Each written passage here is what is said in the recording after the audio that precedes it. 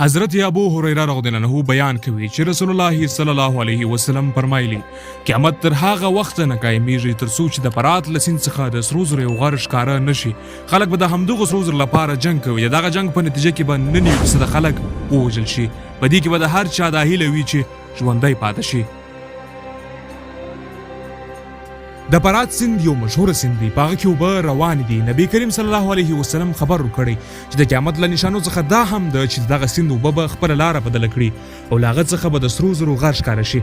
خلک به د دغه سرو زرو لپاره جنګیږي او د هغوی لوی شمېر په همدې جنګ کې ووژل شي.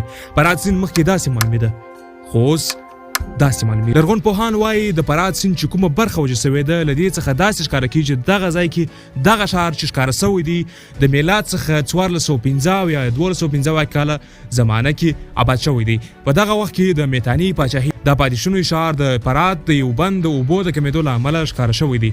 دغه بند په هرات کې د اوبو تر ټولو لویه سرچینه هم ګڼل کېږي. دغه ښار کې چې کومې نښې ښکاره کېږي په هغه کې کلاګانې هم شته او ځینې داسې نور کورونه هم شته چې له یو منزل څخه زیات منظرونه. بل روایت کې راځي هر څوک چې په دې موقع باندې موجود وي هغه ته پکار ده چې له دغه ځای څخه کوم شی وانخلي، یعنې له دغه غره څخه باید هیڅ شی وانخلي. حضرت ابي بن کعب رضی الله عنه وایي خلک همیشه د مال جمع کولو لپاره خپل سرونه قربانوي. ما له رسول الله صلی الله علیه وسلم څخه دا اورېدلي چې فرمایي نږدې ده چې د فرات له سیند څخه په د سرو زرو غر ښکاره شي. کله چې خلک د هغه په باره کې خبرې اوري نو د هغه لور ته به روان شي. کله چې هلته ورسېږي هغوی به د مال ترلاسه کولو لپاره په خپل منځ کې جنګ شروع کړي. دغه جنګ په نتیجه کې به 99% انسانان قتل کړل شي.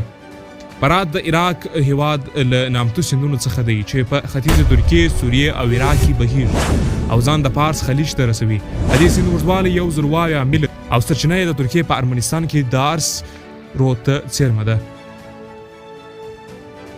فرات دجلې ته نږدې کېږي او بیا عرب خلیج ته نږدې په دجله کې ګډېږي.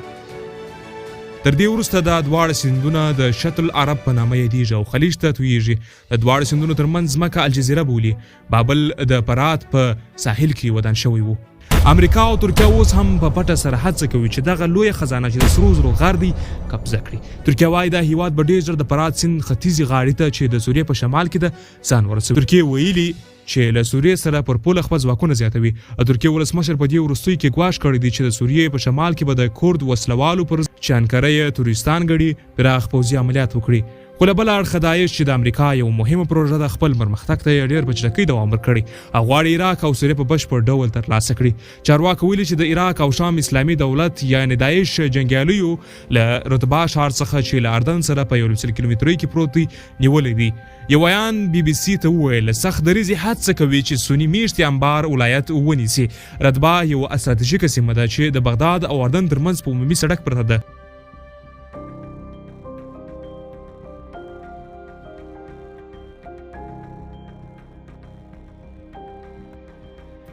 شاید په دې غره باندې جنجالونه دومره زیات شي چې د دریم نړیوال جنگ ته به لاره هواره کړي او دریم نړیوال جنگ به هستوي جنگ وي او په دې جنگ کې به رښتیا هم چې 99% انسانانو ووژل شي ځکه چې هستوي جګړه د انسانانو د تباهۍ تر ټولو خطرناکه جګړه ده.